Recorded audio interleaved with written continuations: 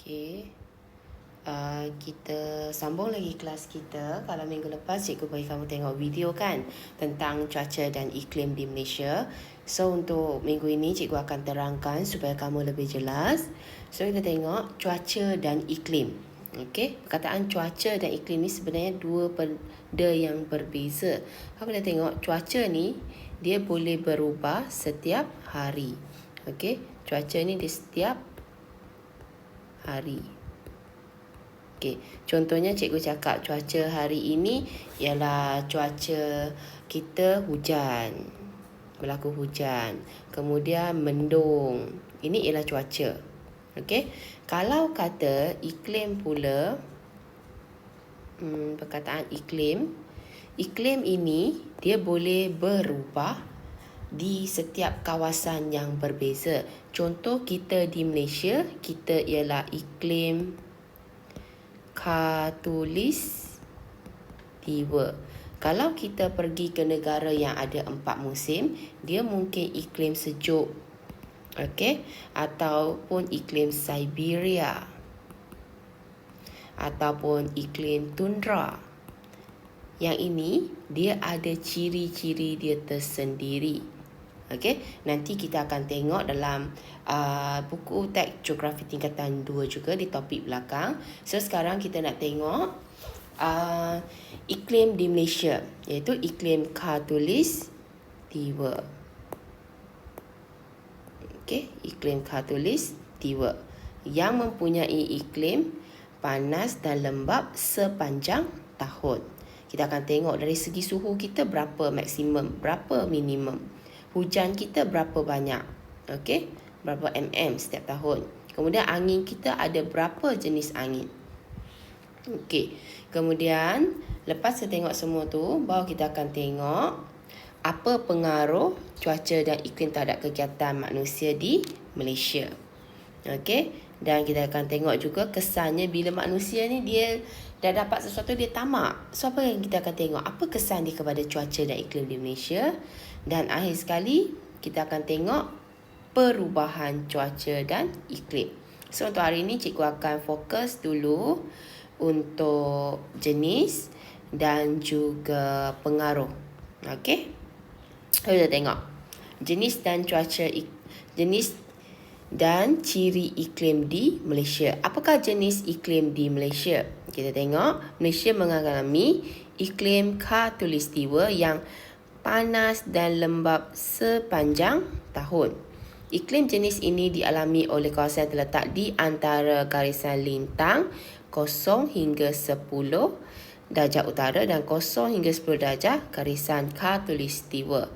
Maksudnya di sini, okey, kalau kita bumi kita berbentuk sfera, kita belajar latitude longitude kan. Okey.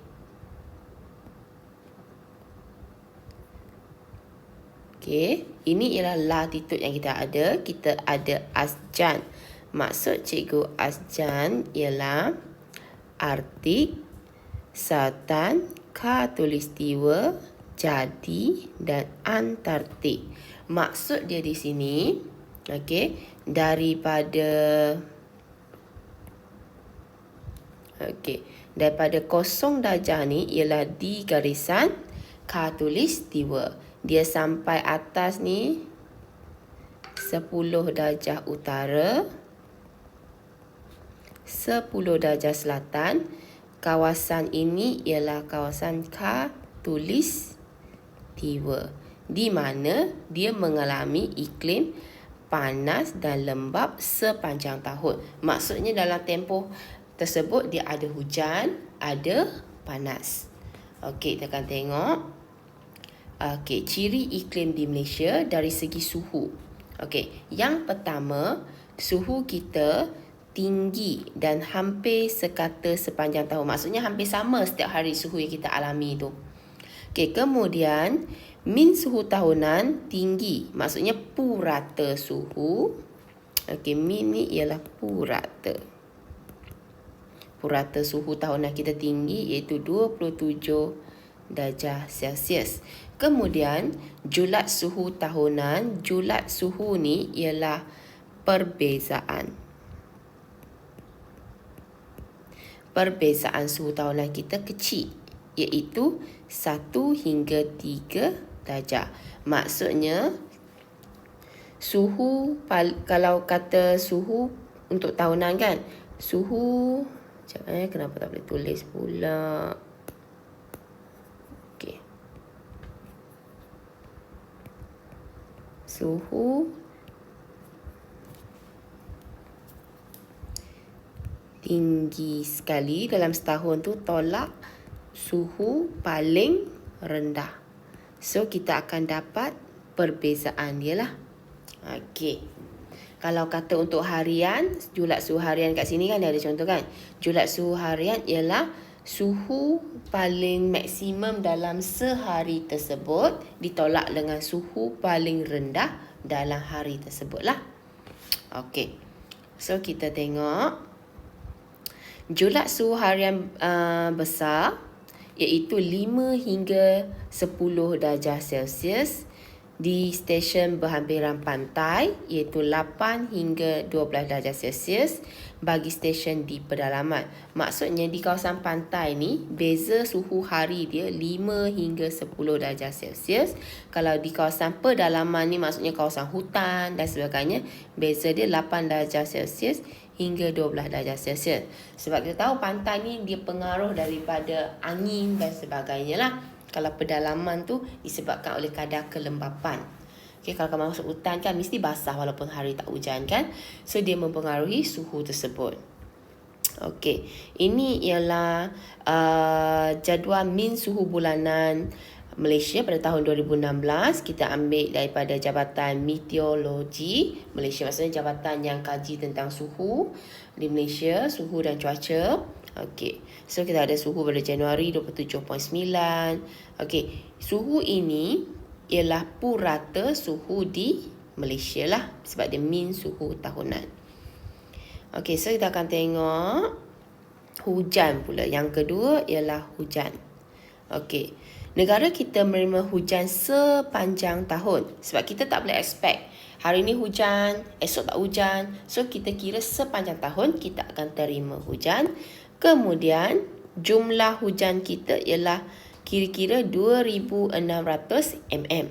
Okey, yang ini kita dapat mm ni kita ukur dari tolok hujan lah. Nanti kamu akan tengok gambar tolok hujan nanti. Okey, taburan hujan adalah tidak sekata. Maksudnya hujan kadang-kadang lebat, kadang-kadang renyai-renyai kerana ia dipengaruhi oleh bentuk muka bumi dan tiupan angin monsun. Okey, hujan ni dia terbentuk daripada awan yang bawa hujan. So, kalau angin bawa dia ke sana, maka dia akan hujan di tempat lain lah. Kemudian, kita pengaruh bentuk muka bumi di bukit. Kalau kata hujan ni, dia tak lepas daripada bukit ni, maka dia hujan di kawasan sini je lah. Kawasan sini tak hujan. So, itu dipengaruhi oleh bentuk muka bumi. Okey, hujan maksimum, maksudnya hujan paling tinggi diterima semasa peralihan monsun iaitu pada hujung bulan Mac. Okey, hujung bulan Mac hingga awal Mei dan Oktober hingga pertengahan November. Masa ni kita akan terima hujan yang lebih tinggi. Okey, ini ialah jumlah hujan tahunan, juga diambil daripada Jabatan Meteorologi Malaysia. Okey. So, bila kita campur semua, kita dapat purata hujan tahunan kita ialah 2,402.8. So, kira-kira lah. So, tadi dia sebut kira-kira. Dia anggarkan. Dia tak semestinya dapat 2,600 mm. Okay. So, kita tengok pula min suhu dan hujan bulanan Malaysia pada tahun 2016. Ini kita panggil graf gabungan. Okey, graf gabungan ni dia gabung antara graf bar, yang ini ialah graf garisan. Dia gabungkan. Okey, cara kita nak baca untuk bar ni kita akan tengok di sini. Ini untuk bar. Okey, kemudian ini untuk garisan. So kita tengok hujan pada bulan Januari ialah dalam 100 Okey, 100 lebih. Kemudian kalau kata suhu pula lebih kurang 27 lah. Okey, 27 poin lebih. So, ini cara kita baca graf. Okey. Kemudian kita akan tengok hujan pula. Dia ada dua jenis hujan di sini diterangkan. Yang pertama ialah hujan perolakan. Hujan ni sentiasa ada. Okey, kalau kamu perasan terutamanya di video. Okey, macam mana hujan ni berlaku? Kita tengok. Okey, permukaan bumi dipanaskan oleh pancaran matahari. Maksudnya ada matahari kat sini. Okey, dia panaskan permukaan bumi. Air tersejat dan membentuk wap-wap air. Udara panas bersama wap-wap air naik ke atmosfera sehingga sampai di paras tertinggi. Maksudnya, wap-wap air yang ada tadi, dia naik ke udara. So, bila dia naik, okey, udara menjadi sejuk dan wap air mengalami proses pemeluwapan. Ini ibarat kamu ambil air panas, kamu isi dalam cawan, lepas tu kamu tutup. Kamu tengok ada air yang akan ada dekat penutup dia. Itu ibarat itulah menjadi titisan air lalu membentuk awan cumulonimbus. Awan ni kena ingat sebab awan ni yang akan menurunkan hujan. Awan cumulonimbus. Okey, kebiasaannya hujan ni dia akan lebat turun pada lewat petang disertai kilat dan petir. Maksudnya pagi panas sangat, tapi bila petang dia hujan. Okey, ini ialah hujan perolakan. Okey, hujan yang kedua ialah hujan bukit. Okey, hujan bukit kita akan tengok.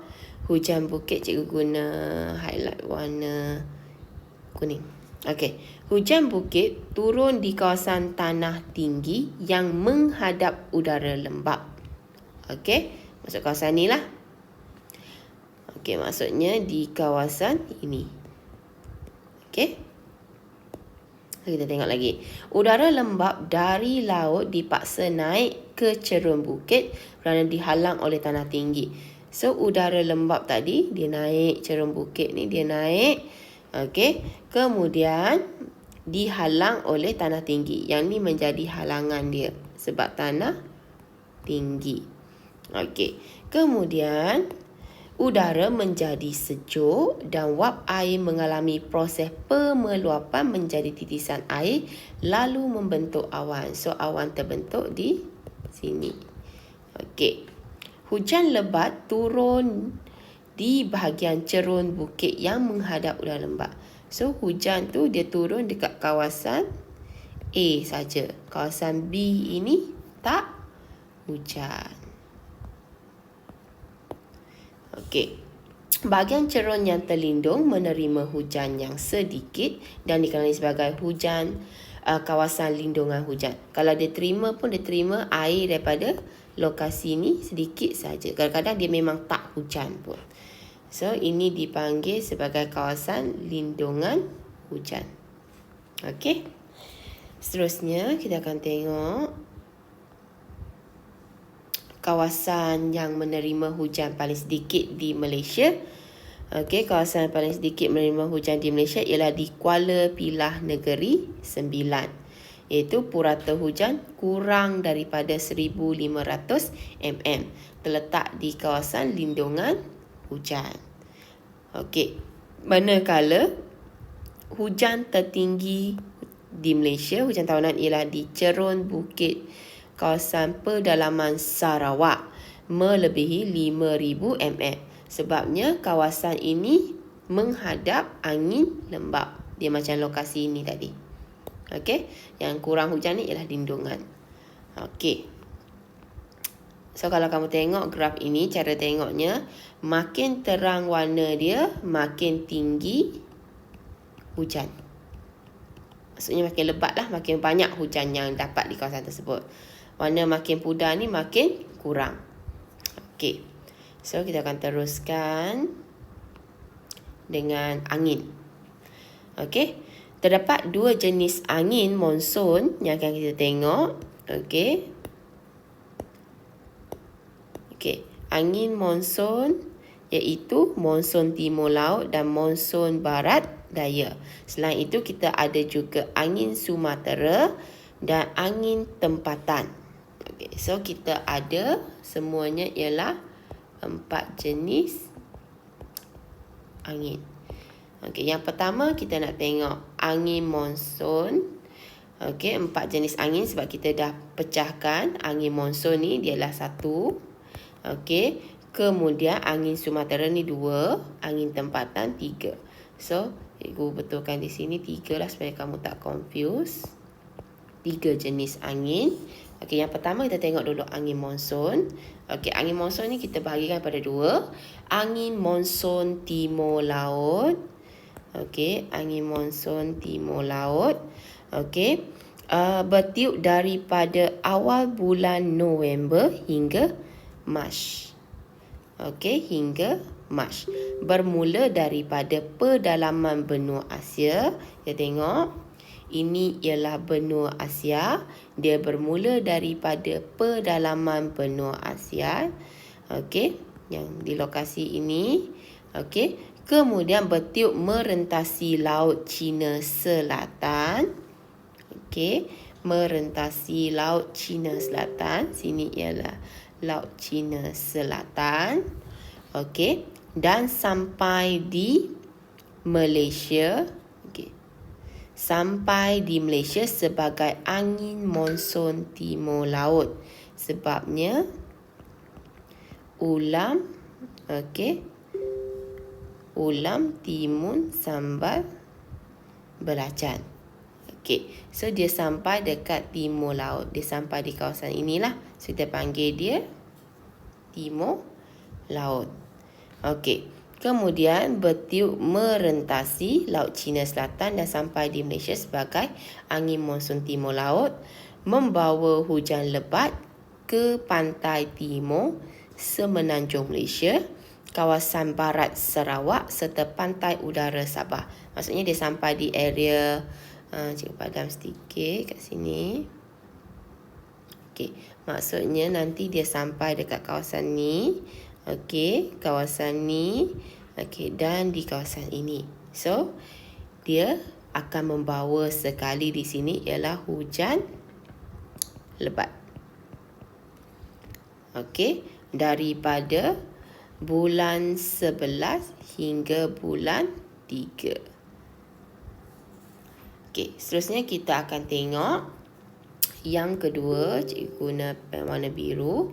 Angin monsun barat daya bertiup daripada pertengahan bulan Mei, okey, hingga akhir bulan September. Berasal daripada benua Australia. Ni benua Australia. Okey, bertiup merentasi Lautan Hindi. Bertiup. Okey, kemudian sampai di Malaysia sebagai angin monsun barat daya. Sama juga konsep ulam timun sambal belacan. Kawasan ini ialah di barat daya. So dia sampai di kawasan barat daya. Okey. Okey, barat daya membawa hujan yang sederhana lebat ke Malaysia kerana dihalang oleh tanah tinggi di Sumatera.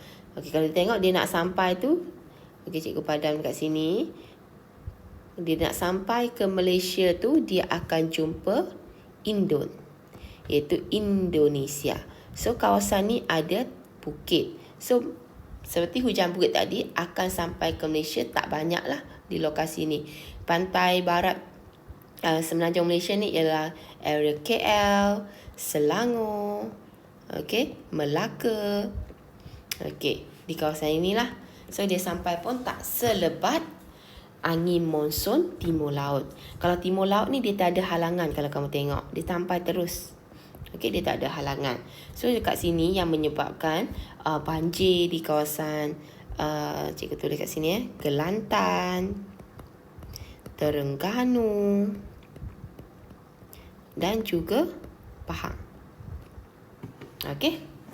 So, saya harus kamu faham. Kita akan teruskan lagi dengan angin Sumatera. Okey, angin Sumatera cikgu guna warna hijau. Okey, angin Sumatera ini dia bertiup daripada bulan April hingga Mei, September hingga Oktober. Dia gap antara angin monsun tadi. Kita ada angin Sumatera. Berasal daripada Sumatera, Indonesia. Okey, dikenali sebagai squall. Bertiup kencang secara tiba-tiba pada waktu malam hingga subuh ke pantai barat semenanjung Malaysia. Dari sinilah pantai barat. Okey, terutamanya dari Pelabuhan Kelang hingga ke Johor Bahru. Membawa hujan lebat disertai kilat dan petir. Okey, ada ni. Okey, ini angin Sumatera sebab dia datang daripada Indonesia. So, kita panggil dia angin Sumatera daripada Sumatera Indonesia lah. Okey, yang seterusnya kita akan tengok ialah angin tempatan. Okey, angin tempatan ni yang berlaku setiap hari. Kita ada, kamu dah belajar dalam sains, iaitu bayu laut dan juga bayu darat. Kalau bayu laut, angin tersebut datang dari laut di waktu pagi. Okey, angin tempatan berlaku pada waktu siang di kawasan berhampiran pantai. Berlaku kerana tekanan udara di permukaan laut adalah lebih tinggi daripada tekanan udara di daratan. Tekanan udara tinggi ni maksudnya kawasan air laut ni lebih sejuk. Okey, tekanan rendah ni ialah panas. So, angin dia bertiup daripada kawasan sejuk ke panas. Okey, udara bergerak dari laut yang bertekanan tinggi ke daratan yang bertekanan rendah. So, kita panggil dia sebagai bayu laut. Angin datang dari laut. Manakala bayu darat ialah daripada kawasan tekanan tinggi, maksudnya daratan lebih sejuk berbanding laut yang lebih panas. Dia bergerak ke laut. So, dari darat kita panggil dia bayu darat. Okey. Angin tempatan berlaku pada waktu malam. Okey, di kawasan berhampiran pantai. Kemudian, berlaku kerana tekanan udara di daratan adalah lebih tinggi daripada tekanan udara di permukaan laut. Udara bergerak dari daratan yang bertekanan tinggi ke laut yang bertekanan rendah. So, ini ialah bayu darat. Okey. So, cikgu nak kamu buat lengkapkan rajah ni. Okey, kamu boleh salin dalam buku geografi. Okey, kita akan tengok pengaruh ni selepas ini. Okey, cikgu akan beri kamu masa untuk buat dulu.